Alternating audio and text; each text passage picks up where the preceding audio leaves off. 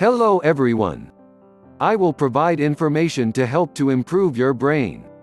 Please do not forget to subscribe to our channel. If the thousands of tweets referencing the movie Groundhog Day are any indication, those Americans under stay-at-home directives are feeling the dull weight of monotony pressing down on their shoulders. Variety may be the spice of life, but it's also the substance of memory. Without novel experiences to demarcate one day or week from the next, the shape of time can bend and stretch in disorienting ways. When we look back at those days and weeks where not much happened, where it's the same every day, not much is stored in memory and time feels as though it has passed very quickly, says Mark Whitman, a research fellow at the Institute for Frontier Areas in Psychology and Mental Health in Freiburg, Germany. Whitman has written extensively about felt time. He says that while monotony can compress the brain's perception of time over long periods, boredom can slow down the perception of time's passage in the here and now, meaning minutes or hours seem to drag on and on. Along with boredom, anxiousness can also make time appear to slow to a snail's pace, he says.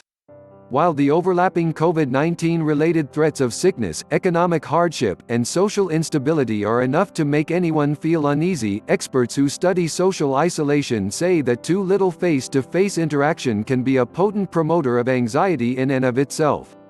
Without novel experiences to demarcate one day or week from the next, the shape of time can bend and stretch in disorienting ways. Paranoia, missing routines, and disorientation. Human beings by their nature are social animals, and when you deprive them of social interaction, that has massive repercussions, says Dr. Terry Kupers, a psychiatrist at the Wright Institute in Berkeley, California.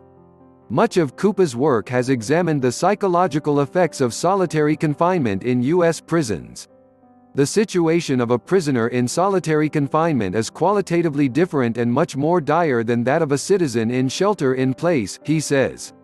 But I think people who are sheltering in place can experience some of the same psychological symptoms as people in solitary confinement.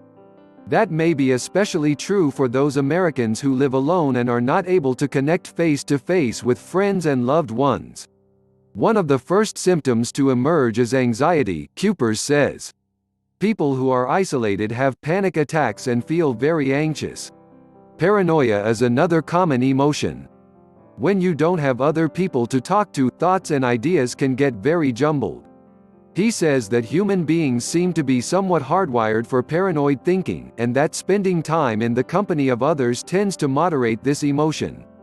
When that kind of interaction is denied or limited, thoughts can wander into irrational places. Zoom calls and FaceTime chats, as well as regular phone calls, text exchanges, and other digital interactions, are surely better than nothing, Kupers says.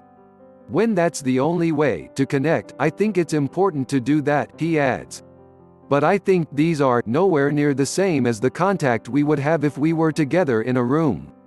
Finally, he says besides missing social interactions, the lack of a regular routine can cause issues. A disorientation comes from not having markers associated with a daily schedule, he says. To avoid this disorientation, it's helpful to get up at the same time each day, and to follow a regular schedule of work, chores, exercise, and other activities. Creating a schedule that approximates normal life can help one from falling into disorientation and confusion, he says. Going to bed and getting up at the same time each day can also help calibrate the body's internal clocks in ways that promote deep sleep and prevent daytime grogginess and other cognitive symptoms. When you don't have other people to talk to, thoughts and ideas can get very jumbled. The anxious brain craves flow activities. While distraction is normally viewed as a bad thing, it can be helpful in certain situations, like when a person is anxious and trying to avoid unconstructive thoughts. There are things the anxious brain wants to do, and those are not necessarily helpful things, says Kate Sweeney, a professor of psychology at the University of California, Riverside. Worrying is one of them, she says. Fretting about COVID-19 or the challenges it presents is useful if a person can take steps to address those concerns. But if you've done what you can, your goal should be to actively engage in activities that distract your brain from those anxious thoughts, she says.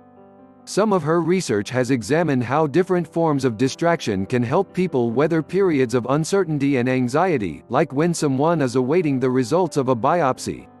She says that the most helpful activities are ones that induce flow, or the experience of complete enjoyment or absorption. A riveting film or TV show could fit the bill nicely, which helps explain why a lot of Americans fell hard for the misfit intrigue of Tiger King. But Sweeney says that the most flow-y pursuits tend to have elements of personal challenge and feedback.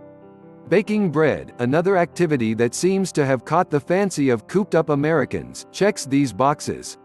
So do video games. One of Sweeney's studies, published last year in the journal Emotion, found that Tetris was broadly effective at inducing flow, and the same is surely true of newer, more advanced video games.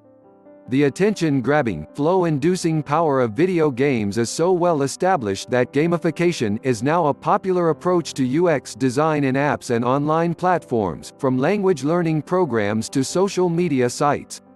I'm not saying everyone should play video games to manage their worry, she says. But if you're feeling overwhelmed with worry, there's some inherent utility in turning that down, and flow activities can do that.